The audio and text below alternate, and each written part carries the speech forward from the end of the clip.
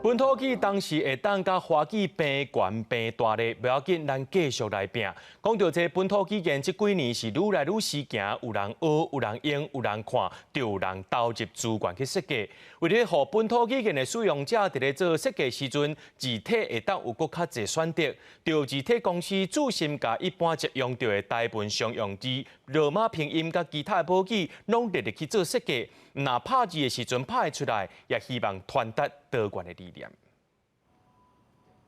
一字一字拍出台文字，这个字体是真特别。这个由设计师陈冠英设计的字体字花，除了中文汉语以外，一般常用的台文常用语、罗马拼音、甲客语、原住民语，这个本土语言的文字，嘛拢纳入设计。设计师讲，设计的过程，伊是参考侪台湾20世纪中期进前的报纸，以顶头的古美术字为灵感。伊讲，因为全球化的关系，世界看到的字体拢真相共，但伊想要去设计出有本土味，佮符合现代使用需求的字体。商会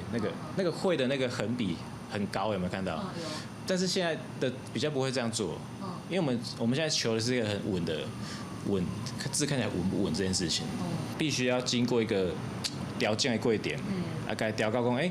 看起来特别，但是嘛是一个水个好用的一个字体呢。